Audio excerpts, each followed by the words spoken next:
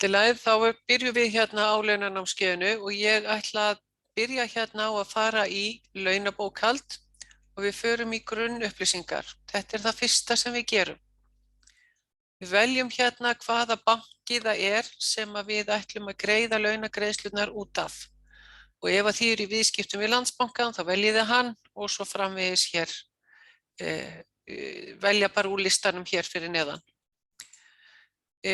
Það þarf að setja inn bankareikninginn og ef við segjum að bankareikningurinn sé í útibúi 113 með höfuðbók 26 og bankareikningsnúmerið er 4 stafa númer 9988. Þá sjáum þið að það þarf að fylla upp með núllum þar sem við á og eins í bankanúmers útibúinu. Hér setjið þið inn netfang tengilis ef annað en skilgreint á fyrirtæki. Það er að segja hér undir stjórnun og fyrirtækið er skilgreint póstfang einhvers innan fyrirtækisins, yfirleitt stjórnanda eða eiganda og ef það er einhver annar sem greiðir launin en sá aðili að þá setjið þið hér inn póstfang þess aðila.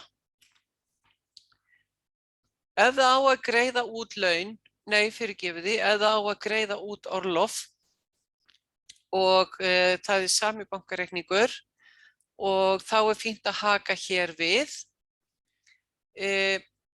Það er mjög misjafnt hvernig fyrirtæki fara með orlof, sumir greiða það út á sama bankareikning, sumir greiða það inn á sérstakan orlofsreikning sem er stofnaður í bankanum og er lokaður fram í maí ár hvert, en sumir greiða bara orlof þegar að starfsmenn fara í orlof.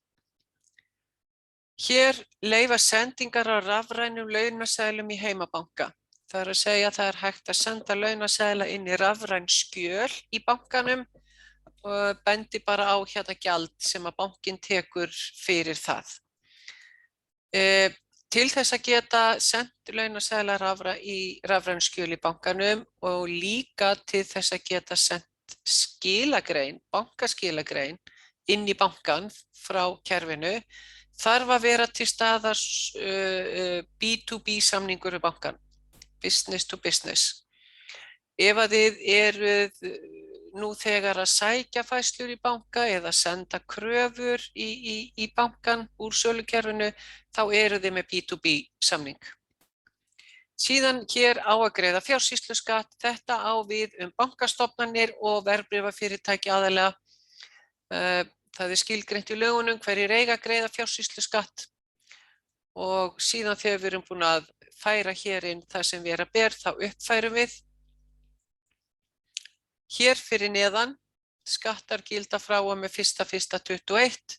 Þetta eru upplýsingar sem að starfsmenn reglu uppfæra á hverju ári. Yfirleitt breytist eitthvað, persónuafslátturinn, hugsanlega tryggingagjaldi líka.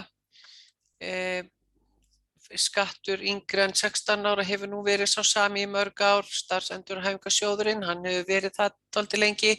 Og þið sjáuð að hann er skilgreindur hér. Það þarf ekki að skilgreina sjóðinn, virk, inn á hvern starfsmann undir stéttarfélagsgjöldunum. Hér eru skattþrepin sem gilda í ár og ef þið viljið skoða skatt aftur í tíman þá veljið þið bara dagsetninguna og þá fáið þið upplýsingar skattamál sem hafa verið í gildi á þeim tíma. Ég ætla bara að uppfæra hér. Þegar við erum búin að þessu, þá förum við í launabókhald og við ætlum að stofna launþega. Hér ætla ég að fara beint í hnappinn, skrá nýjan launþega. Þið sjáu reyndar hér að þessi aðili hér, sýnikennsla EHF, hann er til staðar hérna. Hann er óvirkur, við sjáum það á merkinu hér aftast hægra megin. En hann verður að vera og það er ekki hægt að eyða honum út. En á móti kemur að við getum alltaf hakað hér við að við viljum bara sjá virka launþega. Ég ætla að skrá nýjan núna og ég ætla bara að stopna hérna sjálfa mig. Svona. Og svo skrái ég bara nafn og hérna heimilisfang. Og póstnúmer, ég skrái það bara á lyklaborðinu og ég ætla að setja hérna inn póstfangið. Kerfi krefst þess að það sé sími. Ég get hlaupið fram hjá því með því að setja bara 0 og ég skrái. Þar með ég bara búin að stofna einn inn í kerfið. Síðan ætla ég að skrá annan.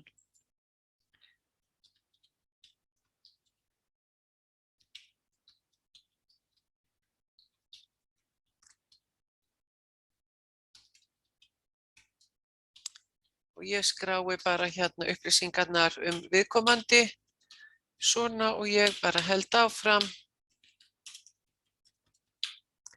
Og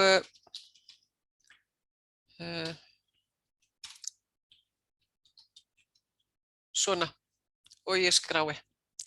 Þið sjáið að nú ég búin að skrá 2 starfsmenn, bara búin að búa þá til og segja að þeir eigi að vera í launakerfinu en við eigum alveg eftir að skilgreina hvað viðkomandi á að fá í laun og í hvaða lífeyrissjóði, séreignarsjóði, stéttarfélagi og svo framvegis. Þannig að ég ætla bara að byrja á því að klikka hér á fyrsta nafnið og þá opnast hérna skráningaspjaldið eða upplýsingaspjaldið fyrir viðkomandi launamann. Á þessu spjaldi erum við að horfa á alla hluti sem tilheyra þessum launamanni. Það er að segja, hér er fæðingardagur, hvenær viðkomandi hóf störf og við getum sagt bara hérna, við skulum bara taka október 2021. Þessi aðili á að hafa mánaðarlaun. Það er að segja við að greiða honum mánaðarlega. Það er ennþá verið í samfélaginu, í einhverjum félögum verið að greiða vikulaun og svo ef að viðkomandi að fá hálfsmánaðarlaun. Hér hakið þið við ef þið eru með einhvern aðila sem undanþeginn staðgreiðslu samkvæmt tvísköttunarsamningi. Þetta á nú aðalega við hérna erlenda aðila og eins hér erlendur sérfræðingur staðgreiðsla af 75% launa, þá hakið þið bara hér við eftir því sem við á. Starfshlutfall hérna 100. Þetta þýðir að þessi starfsmaður er í 100% starfi. Þetta hlutfall hefur áhrif á útreikning á launaliðinu mánaðarlaun. Það er að segja launaliður mánaðarlaun er einhver föst tala og ef að þessi er í 80% hlutfalli þá setjum maður 80 hér inn. En aftur á móti 100% laun undir launa- og frádráttarliði sem að koma hér, kemur inn á það á eftir og þá reiknast 80% laun á viðkomandi. Hér setjum við inn laun hjá öðrum. Það er að segja, þetta þarf að gera vegna þess að regla þarf að vita inn í hvaða skattþrep á að reikna eða setja launin. Ef að viðkomandi er með laun hjá öðrum og það sem hann uppfyllir, segjum fyrsta skattþrep, þá setjum við upphæðina hér inn sem að jafngildir efri mörkum á fyrsta skattþrepi pluss 1 króna. Það er að segja, ég ætla að hægri klikka hérna uppi og segja duplicate, þá opna ég mér annan glugga. Þá get ég farið hér og sýnt ykkur grunnupplýsingar. Það er að segja, þið setjið inn upphæðina frá 349.019, 349.019. Það þýðir að regla reiknar ekki launin hjá þessum aðila í fyrsta skattþrepi, heldur fer með það upp í annað skattþrep. Og ef að launin er það há að viðkomandi uppfyllir nánast fyrsta og annað skattþrep, að þá setjið þið upphæðina hér sem jafngildir launum annars staðar, þannig að regla fari að reikna rétt skattþrep. Nýtingin og skattkortinu, það er 100%. Nú ætla ég að setja þennan aðila upp þannig að þessi er að nota 50% skattkort hér og skulum setja þennan bara í 80% laun og hér er ekkert skattkort frá maka og engin eldri ónýttur persónuafsláttur eða neitt slíkt.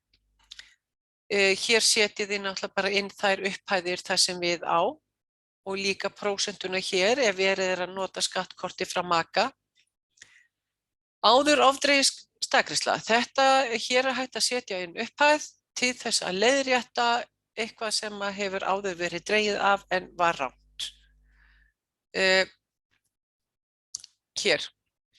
Hér setjið þið inn tryggingagjaldsprosentu ef hún er önnur en í grunnupplýsingum. Það er að segja, ég fer hérna í hinn gluggann aftur. Tryggingagjaldsprosentan hér í grunnupplýsingum er 6,1%. Sjávarútvegsfyrirtæki til dæmis greiða hærri tryggingagjaldsprosentu heldur en önnur félög í landinu. Og þá setjum við þá prósentu hér inn og allt sem við setjum hér inn, það yfirskrifar allar grunnstýringar í launakerfinu. Þetta hér á líka við starfsmenntasjóðsprósentuna. Ég ætla að opna þetta hérna fyrir ykkur.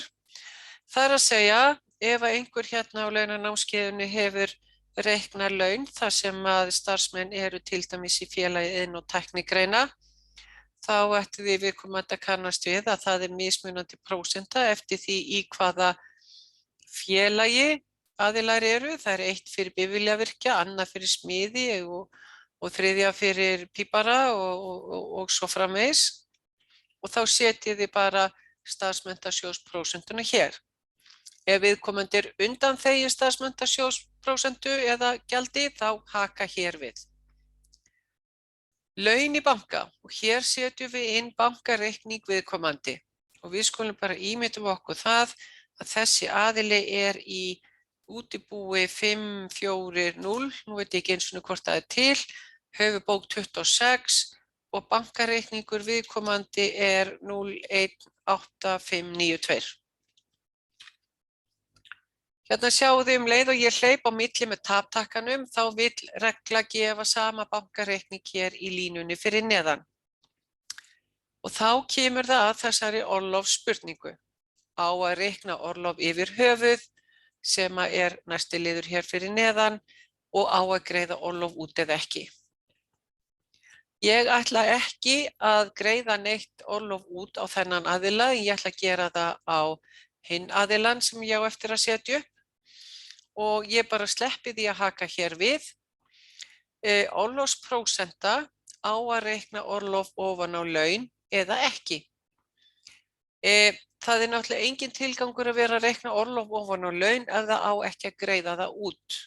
Maður heldur utan það á annan hátt hjá fólki sem að fær ekki orlofið greitt út. Hægt er að reikna orlofstíma á dagvinnu og vinnutímar í mánuði samkvæmt kjarasamningi, þetta skilgreina þar hvað eru margir vinnutímar í mánuði samkvæmt kjarasamningi. Þetta er smá flækjustig hér, en þið heyrið það að þetta laun eru ekkit endilega mjög einföld og það eru ýmsir þættir sem að þarf að taka afstöðu til hvort eigi að gera eða ekki. Þetta er yfirleitt, reikna orlofstíma er yfirleitt gert á þá sem eru á tímalaunum og þá er hægt að halda utan hvað viðkomandi á rétt á mörgum orlofstímum eftir einhver tímabil. Lífeyrissjóðir, hér eru við að tala sameignarsjóðinn sem allir þurfa að vera í og við skulum bara segja að þessi aðili sé í lífeyrissjóði verslunarmanna. Það eru langflestir lífeyrissjóðarnir uppsettir í kerfinu en þó ekki allir. og þið sjáið að númerin eru 4 stafa númer í reglu en ekki 3 stafa. En það líka til samræmis við listan sem að samtök lífeyrissjóða gefa út. Ég skal sýna ykkur hann á eftir. Við skulum velja bara þennan aðila. Ef viðkomandi á að greiða annað mótframlag heldur en skilgreint á samkvæmt kjarasamningum, mótframlagi í dag 11,5%. Hitt að eigendur og þeir sem eru í stjórnum fyrirtækja og eru á launum hjá félögunum, þeir geta samið við lífeyrissjóðunum að greiða lægra mótframlag. Og þá setjum við það hér inn. Það líka hægt að skilgreina einhverja tiltekna fjárhæð og svo hér sérstakur lífeyrisauki. Þetta á við það var gert samkomulag á vinnumarkaði. Það að segja, þetta eru skólar á einkamarkaði. Það þurfti að jafna út lífeyrisréttindum þeirra sem kenna í skólum og einkamarkaði og þeirra sem kenna í skólum á opinberum markaði. Þannig ef að þið ekki í þeim geira þá þurfum við ekki að huga þessu. Hér séreignarsjóður og hér getum við valið að setja viðkomandi í einhvern séreignarsjóð og eins og með sameignarsjóðina þá eru vel flestir hér til. Við skulum bara segja þessi greiði í ævilífeyri Allianz og hér setjum maður inn prósentuna og það langt best að setja inn prósentuna fyrir hvern og einn. Í grunnstýringum lífeyrissjóða þetta líka skilgreint en þar sem að fólk getur valið að vera með 2% framlag eða 4% framlag, þá langt best að skilgreina það inn á hvern og einn. Þannig hér set ég bara 4 og mótframlag í séreignarsjóð 2%. Þið sjáu að hér stendur prósent, þannig að við erum að skilgreinda prósentu hér. Svo líka, og það heimild í lögum, að það má greiða fasta fjárhæð líka.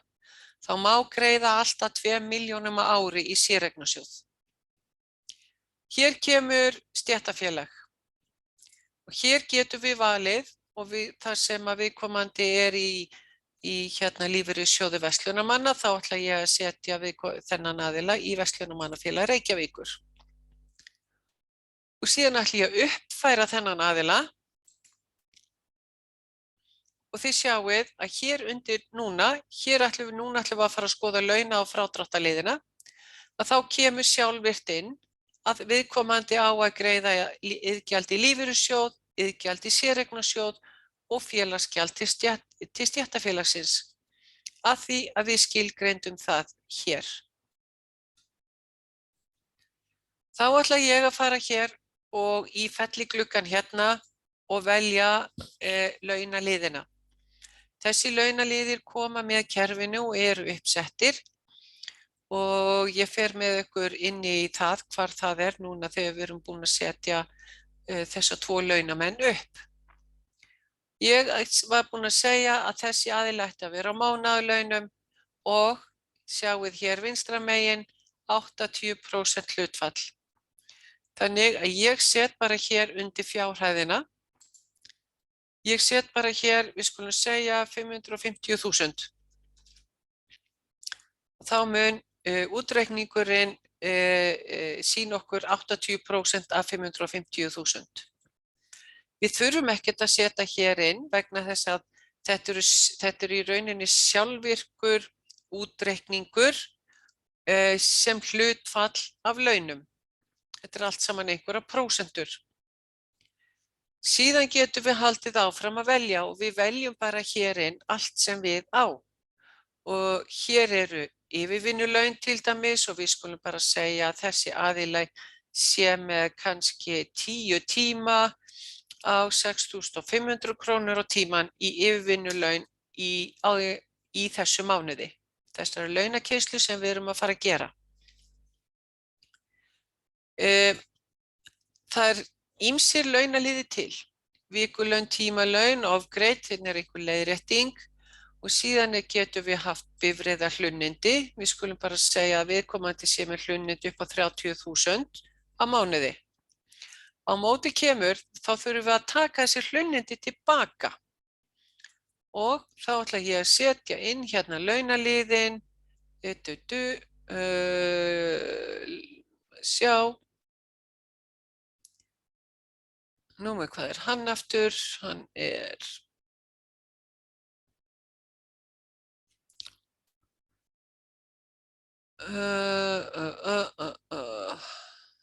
mótreikningur, hvað er hann aftur, fyrirgefið þið þetta, ég þarf aðeins að leita að þessu.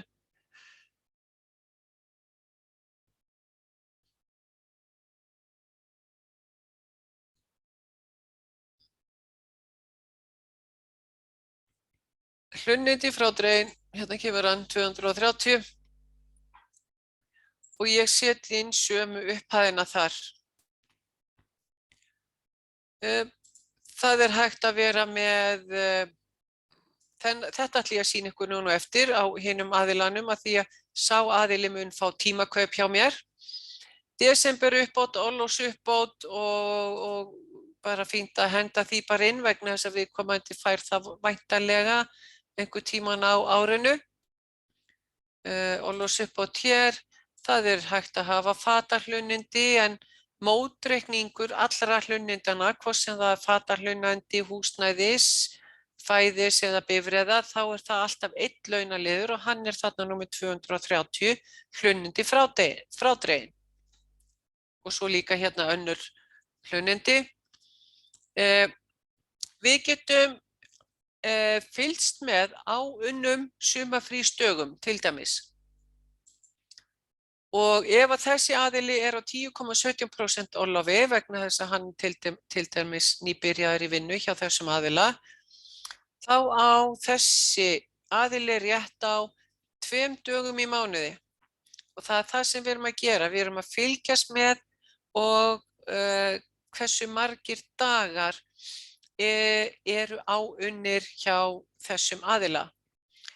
Og á móti getum við sett hérna inn útteknir sumarfrísdagar til dæmis og það er til, við skulum bara ímynda okkur það sé enginn í þessum mánuði.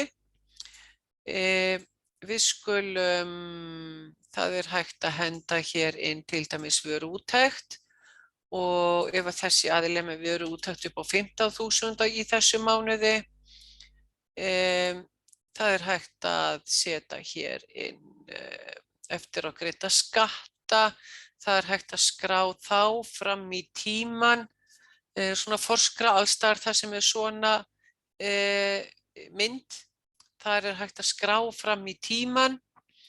Við sjá, ég ætla að setja fyrirframgreitt, þessi aðili er með 35.000 fyrirframgreitt.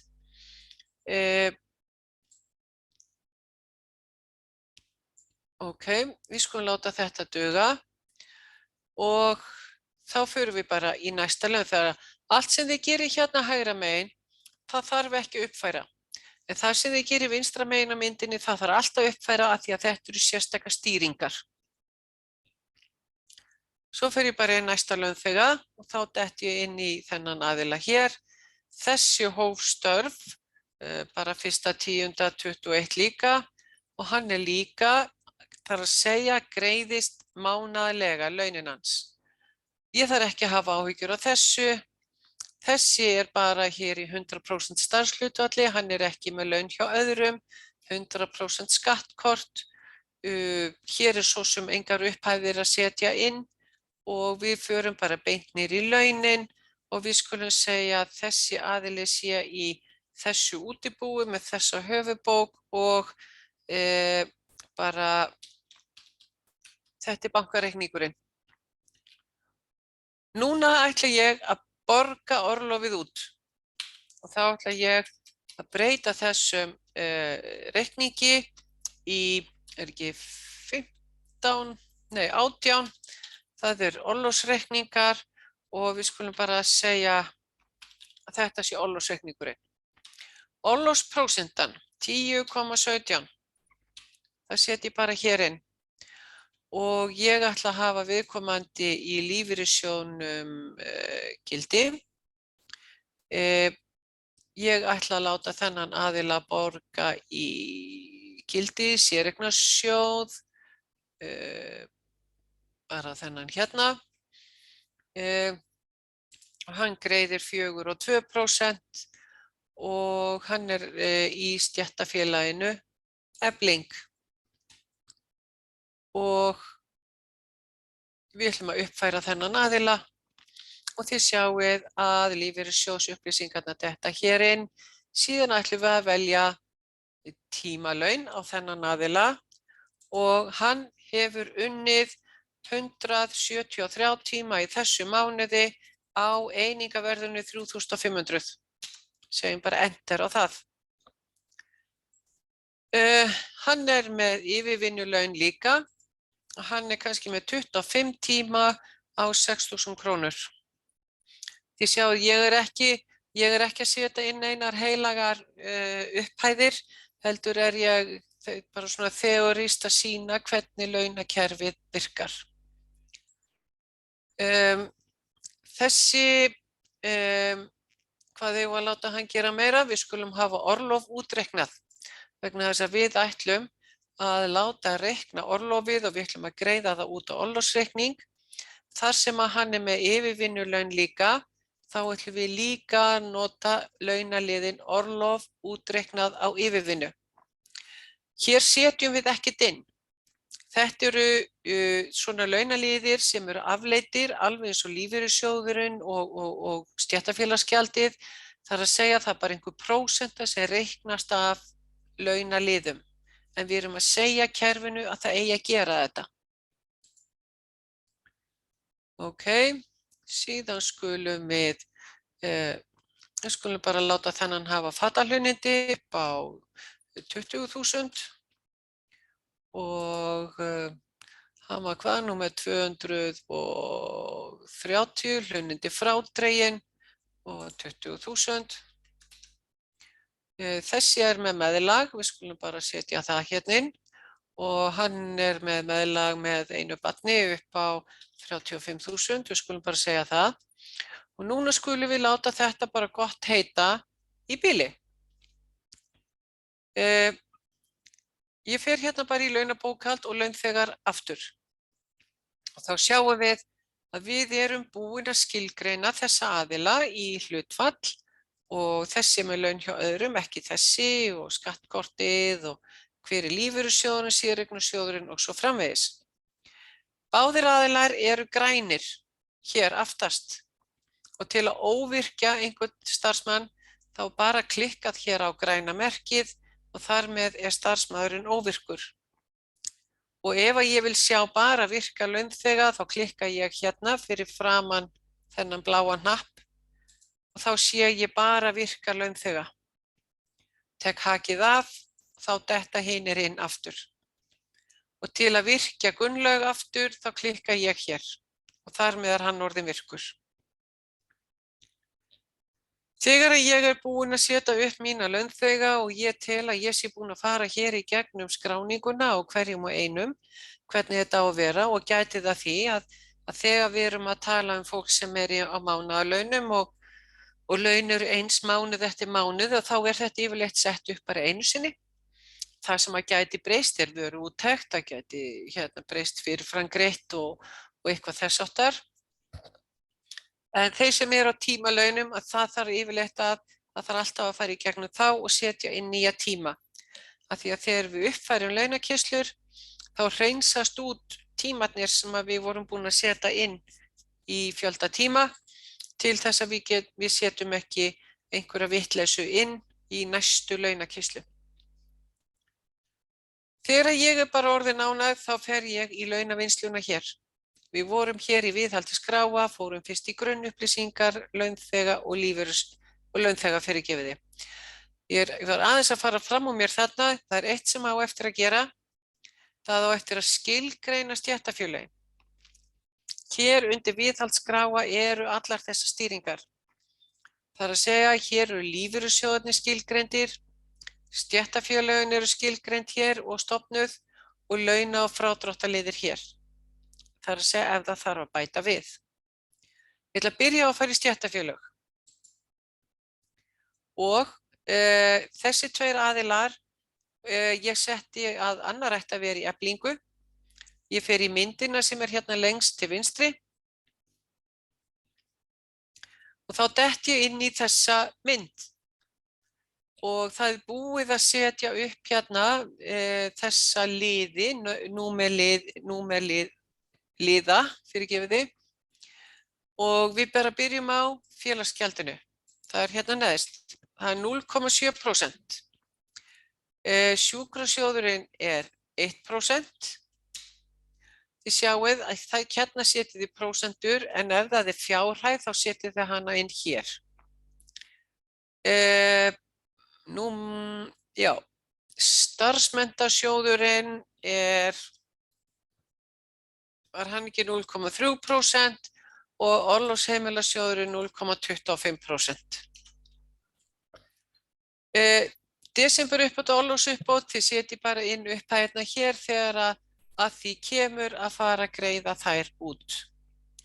Og desemberuppbót er skilgreind í kerfinu að koma inn í launakeislu í lok nóvember og orlofsuppbótin er skilgreind að koma inn í launakeislu í lok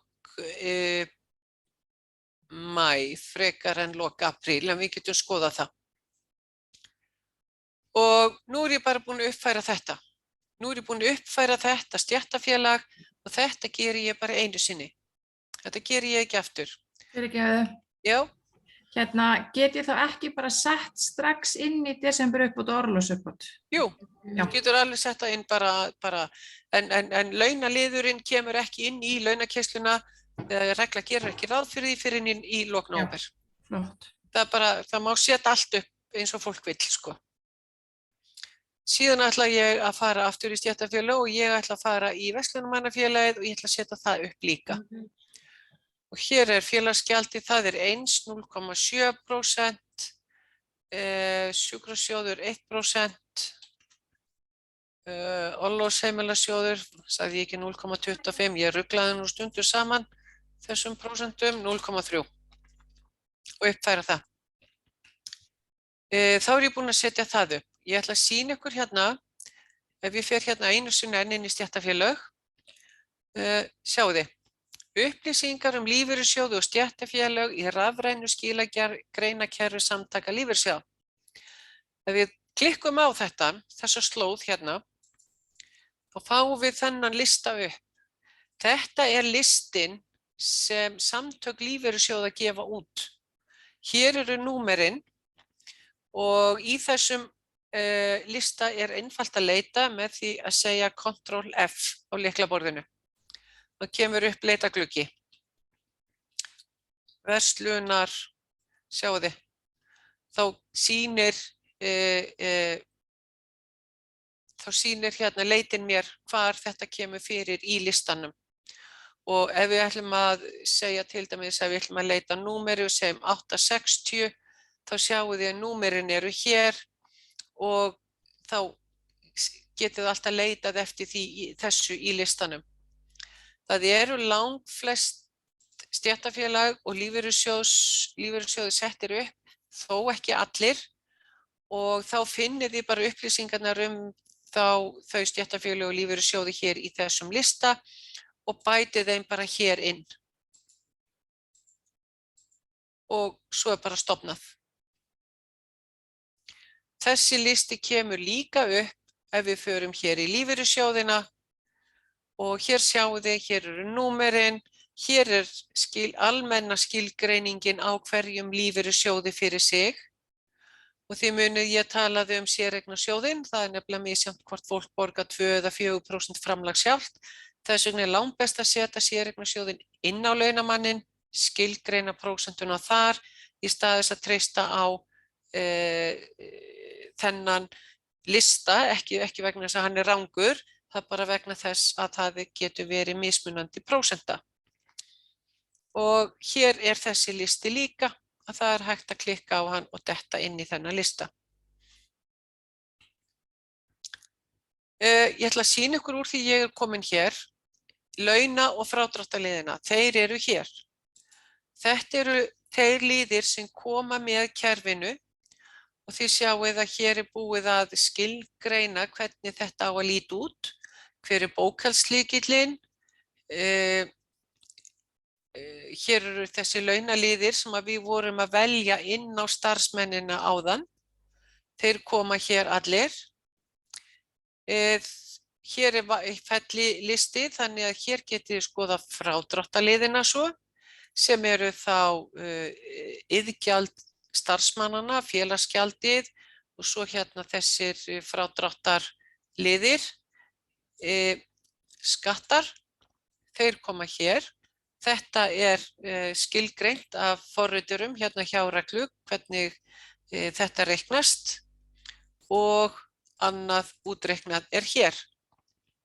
Mótframlag í lífeyrissjóði og hér eru bókhaldslyklarnir settir upp og svo frádráttar, eða þar að segja skuldalyklarnir á móti. Og ég bendi á að lífeyrissjóður og stéttarfélag bókað inn á sama bókhaldslykil í Reglu. Þegar ég orðin bara ánægð með mína uppsetningu á mínum launaliðum og mínu starfsfólki, þá fer ég í launakeyrslu hér, launabókhald, launavinnslur og launakeyslur. Og ég stofna bara hérna nýja launakeyslu. Og við skulum bara segja að þetta sé fyrir október. Sumir keyra launakeyslu 25. september til 24. október. Það alveg ein útfærslan. Önnur útfærsla sú að þó svo að launatímabilið sé 25. september til 24. október, að þá getur samt launakeyslan verið 1. október til 31. október. Viðkomandi á þá bara inni einhverja 5-6 daga þegar hann hættir hjá fyrirtækinu einhver tímann hvenær sem það verður. En þetta gert á ýmsan hátt. Ég fer bara hér í hnappinn ný launakeysla og þá sjáum við að það búið að stofna hérna launakeyslu. Hver heildarlaunin, frádrátturinn, skattar og svo framvegis. Til þess að sjá hverjir í launakeyslunni, þá klikkum við bara hér á línuna, bara einhvern textan og þá opnast hér fyrir neðan hverjir í þessari launakeyslu. Og hér getum við skoða launaseðil fyrir hvern aðila. Við getum líka skoða launaseðlana með því að fara inn í launaseðlana hér sem eru vinstra megin við textan mánaðarlaun. Ef við förum þar inn, þá fáum við upp fyrsta launaseðilinn og þið sjáu hér upp í hægra megin við hliðin á PDF-merkinu, það píla og svo lengi sem það píla til hægri þá eru fleiri. Ég klikka á það og þá kemur næsti aðili upp og pílan snýr til vinstri núna sem segir mér það ekki fleiri í þessari launakeyslu. Þannig að ef við skoðum bara launaseðilinn hérna hjá þessum aðila, þá sjáum þið að launaseðilinn hann mjög basic, það sem sagt mánaðarlaun, 80% af 550.000 gerir 440.000. Þessi aðili með 10 tíma yfirvinnulaun á 6.500 upp á 65.000 og þið sjáið að hér hægra megin kemur svo uppsafnað á árinu. Þessi hefur áunnið sér 2 sumarfrídaga í þessum mánuði. Hér samtalslaun, síðan koma frádráttarliðirnir, framlag viðkomandi í sitthvorn lífeyrissjóðinn og stéttarfélagsgjaldið inn í Verslunarmannafélag Reykjavíkur, fyrirframgreitt vöruúttekt og hlunnindi svo frádregin á móti bifreiðarhlunnindunum hér. Staðgreiðslan, hún hér, staðgreiðsla skatta, kerfið setur öll launin í skattþrep númer 2 vegna þess að ég setti inn á þennan aðila að hann væri með laun annars staðar og væri að nota fyrsta skattþrep þar. Persónuafsláttur 50% af fullum persónuafslætti og síðan kemur sundurliðunin hér fyrir neðan Og hér koma svo upplýsingar hérna neðst gjöld fyrirtækisins vegna þessa starfsmanns. Mótframlag í lífeyrissjóð, sameignarsjóðinn 58.000, ævilífeyrir í Allianz 10.100 og greiðsla atvinnurekenda í aðra sjóði 8.333. Það þýðir, það starfsmenntasjóður, orlofsheimilasjóður, sjúkrasjóðurinn sem við vorum að skilgreina áðan og starfsendurhæfingarsjóðurinn VIRK. Hann inn í þessari tölu. Síðan kemur hérna laun lögð inn á bankareikning og þetta útborguð laun. Skoðum næsta. Fyrir píluna hérna uppi hægra megin. Og þá sjáum við að þessi aðili, hann með tímalaun, einhvern fjölda á einhverju einingaverði, yfirvinnulaun alveg eins. Hér kemur orlof útreiknað. Annars vegar á dagvinnuna, hins vegar á yfirvinnuna og svo þessi með fatahlunnindi upp á 20.000. Frádráttarliðirnir alveg eins, sitthvor lífeyrissjóðurinn 4%, stéttarfélagsgjaldið, þessi með meðlag upp á 35.000 og svo hlunnindi frádregin upp á 20.000 á móti. Fatahlunnindum hér fyrir ofan. Hér kemur staðgreiðslan. Fyrsta þrep, annað þrep, persónufrádrátturinn frádregin. Sundurliðunin hér, þið sjáu það, staðgreiðsla skatt á launum, staðgreiðsla skatt á orlofi og aðrir skattar, orlof til greiðslu, þetta allt mjög vel sundurliðað og hér koma útborguð laun, eingöngu launin, ég bend á það. Hér fyrir neðan, samtals laun og orlof. Hér alveg eins og hinu launaseðlunum gildi lífeyrissjóði mótframlag og séreignarsjóði mótframlag og svo greiðsla atvinnurekenda í aðra sjóði. Hér sjáum þið sundurliðuna á laun lögð inn á bankareikning og orlof lagt inn á bankareikning. Eru spurningar?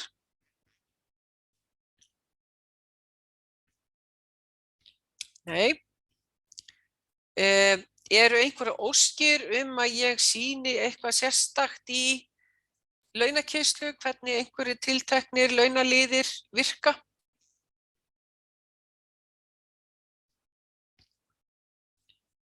Ok. Þá ætla ég að sýna ykkur það að ég uppgötva það að launin hjá Gunnlaugi eru röng. Ég ekki búin að loka neinu, ég ekki búin að borga út laun, ég ekki búin að senda skilagreinar úr kerfinu eða neitt. Það bara uppgötvast að hann var bara með 15 tíma í yfirvinnu. Þá bara breyti ég því hér. Og ég fór hér í launaborgkald og launþegar til að breyta. Síðan ætla ég að fara aftur hér í launakeyslur. Til þess að sjá þessa breytingu, þá þarf ég að fara í græna hnappinn hér lengst til vinstri og endurreikna. Og regla biður mig að staðfesta það, að eldri upplýsingar þær muni þurrkast út. Ég klikka aftur á línuna og ég ætla að kíkja á launaseðilinn hjá Gunnlaugi. Og hér sjáu þið yfirvinnulaunin komin í 15 tíma, það hefur lækkað upphæðin og þar af leiðandi hafa aðrir hlutir lækkað sem nemur breytingunni á fjölda tíma hér og einingaverðinu. Bara benda á það að ef eitthvað þarf að breyta, einhverju þarf að breyta, þá verður alltaf að endurreikna launin. En leið og við erum búin að senda einhverja skilagrein úr kerfinu, lífeyrissjóðs eða staðgreiðslu skilagrein, þá í rauninni erum við búin að loka á breytingar á launum. Þannig að það gott að fara vel yfir launin og vera alveg vissum að allt sé eins og vera ber, af því það svolítið mói og getur verið vesen að leiðrétta laun eftir að búið að loka. Við erum hér í launabókhald og launakeyslunni. Sjáu þið myndirnar hérna við hliðina á hérna bláa hnappnum sjá launa og frádráttarliði. Ef ég fer hérna yfir þessa mynd, þá get ég sendt launaseðla í heimabanka með því að klikka á þessa. Hér ef ég fer í póstforritið, senda launaseðla með tölvupósti, þá ætla ég að senda alla launaseðla á einu bretti á alla launamenn. Hérna get ég get hérna búið til PDF-form af launaseðlunum með því að fara hér og svo prentsýn launaseðla hér. Ef við kíkjum hérna og sjá launa og frádráttarliði þennan hnapp, ef ég klikka á hann, þá sundurlíða kerfið launakostnaðinn niður í tegundir og tegundir launaliða og svo framvegis. Ef ég vil sjá samtölur, þá klikka ég á og þá sjáum við alla samtölur fyrir þessa launakeyrslu. Ef allt nú í lagi og allir eru sáttir og ég tel bara að launin séu rétt, þá fer ég í ýmis uppgjör. Og ég fór hérna, ég ætla að sýna ykkur þetta aftur, launabókhald, uppgjörsvinnslur hér, ýmis uppgjör. Og þið sjáuð að það kemur upp hérna ein lína fyrir þessa launakeyrslu. Og ég fer í tannhjólið. Þar get ég valið eitt og annað. Fyrsta lagi get ég farið í liðinn útborguð laun. Þennan lista get ég sendt í bankann. Svo lengi sem að ég með B2B samning við bankann og með notanda og nafn og lykilorð, setta þarna inn og ég get sendt þetta í bankann og þá verða til bunkagreiðslur. Í Arion banka og Landsbanka þá stöðvast bunkinn, það þarf að logga sig inn í bankann sérstaklega og staðfesta að það eigi að greiða bunkann. Þetta bara varnaglið sem að bankarnir setja. Hjá Íslandsbanka það þannig að bunkinn fer inn og hann fer út. Það kemur engin aðvörun ef að bunkinn rangur. Og ég lenti því einu sinni hér hjá Reglu að ég fékk yfir mig hér kúnna sem alveg bara var hellti sér yfir mig. Málið var að hann var í Íslandsbanka í viðskiptum, hann sendir skilagrein svona bankaskilagrein í bankann á föstudegi og svo bara fara allir heim. Á mánudegi kemur einn starfsmaður og segir af hverju fékk ég ekki launin mín og hann fer að skoða málið og við fundum út úr því að bankareikningur starfsmannsins var rangt skráður sem þýddi að hann gat ekki fengið greitt út úr þessari skilagrein. Það sem bankinn gerði var það að hann lækkaði bara skilagreinina sem nam þessum launum en sendi ekkert feedback tilbaka að eitthvað hafi verið rangt og enginn vissi neitt.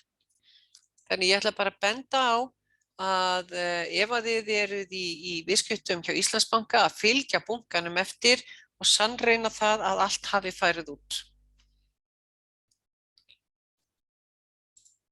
Ég fer aftur í tannhjólið og hér staðgreiðslu skilagreinin. Hérna get ég sendt staðgreiðslu skilagreinina til RSK, set bara inn veflykil staðgreiðslunar, ég vist hann að gera, þá þarf ekki að setja hann inn aftur og svo bara senda.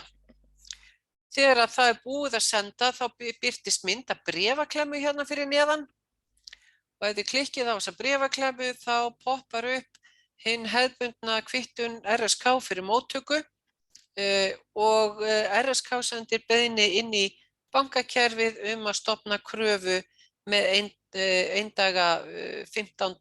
dags næsta mánaðar. Ég held áfram að fara í tannhjólið. Skattar utan staðgreiðslu, þið sjáuð að það stendur uppgjart hérna. Það vegna þess að það var engir skattar utan staðgreiðslu sem að þarf að standa skil á og skila til skattsins. Þetta eru þar að segja, þetta eru eftir á greiddir skattar starfsmanna vegna ársins á undan. Hér eru lífeyrissjóðs skilagreinar og við bara klikkum á þær.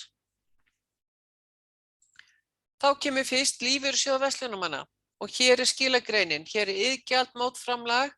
Hér er verið að segja það sé verið að greiða í félag númer 2511, hvert er félagsgjaldið og svo gjöldin, framlag atvinnurekanda, öll hinn gjöldin. Og ef við klikkum hérna á stækkunarglerið hér fyrir framan, þá getum við séð sundurliðun á skilagrein fyrir hvert starfsmann fyrir sig.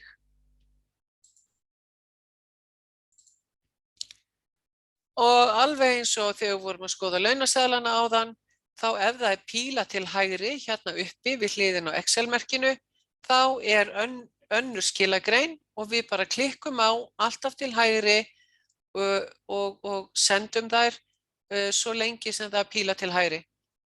Gildi, lífeyrissjóður hér, notandanafn og lykilorð og vista. Hér er ævilífeyrir Allianz, hér er séreignarsjóðurinn, iðgjaldið á mótframlagið og þið sjáið að það er ekki lengur píla til hægri. En ég ætla að sýna ykkur hérna skilagreinina til gildi lífeyrissjóðs vegna þess að hér er bæði iðgjald og mótframlag og líka iðgjald í séreignarsjóð og mótframlagið í séreignarsjóðin.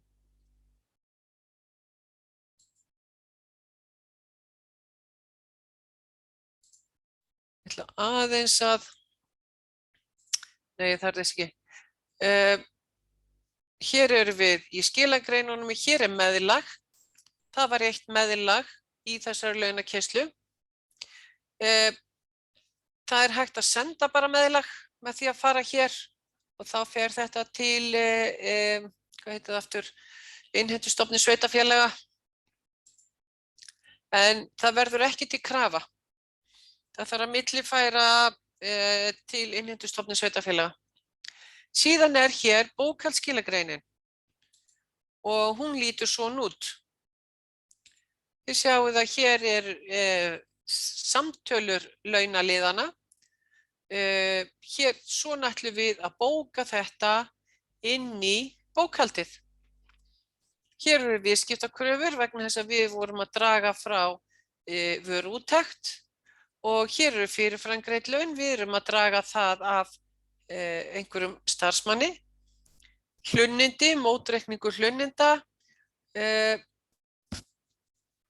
og laun, tryggingagjald, mótframlagi lífeyrissjóð og svo framvegis og ef við bara bókum þessa skilagrein að þá erum við búin að loka laununum.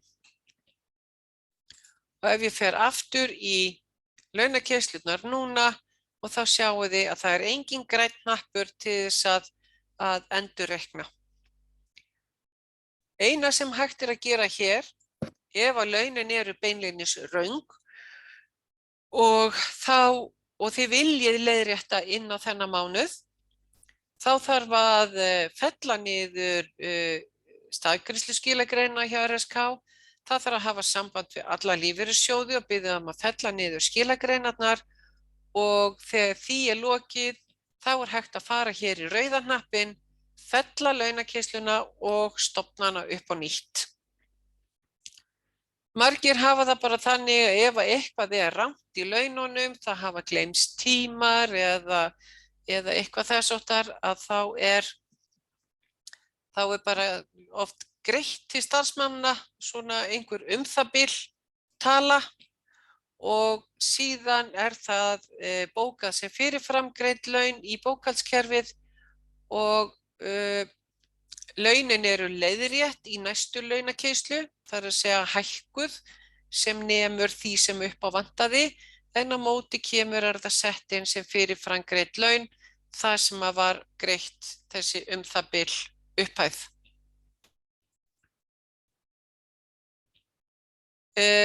Eru spurningar?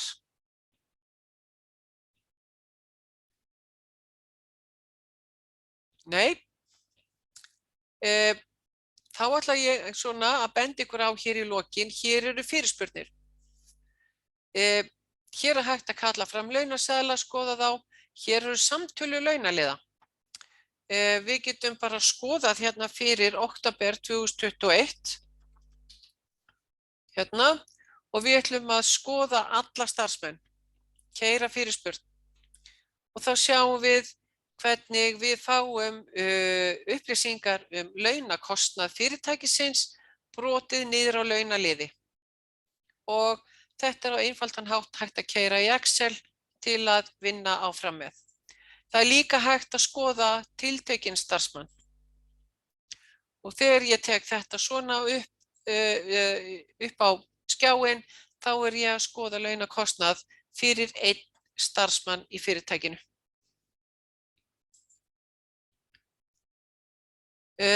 Hérna samtölu, launakeyslur, hægt að skoða þær, samtalsbókanir og launakerfur, hægt að skoða það og svo launþegalista. Hér eru launamiðarnir, launamiðar til skatts. Þetta þarf að senda inn í janúar. Þið setjið bara inn launagreiðslu ár, ný launamiðakeyrsla, regla keyrir það, setjið inn veflykilinn, flestir nota staðgreiðslulykilinn, vistið hann og sendið launamiðana. Og þar með eru þið búin að skila launamiðunum til skattsins. Hér er líka launaframtalið, launaframtalsstofn til tryggingagjalds og ef við segjum bara launagreiðslu ár 2021, keyra fyrirspurn, þá er þetta launaframtalið. Og þið sjáuð að við erum náttúrulega bara með eina launakeyrslu á þessu ári, enda er ég að sýna hvernig virknin er. Og hér kemur upplýsingar launakostnaðinn á móti sem að fer inn á skattframtalið.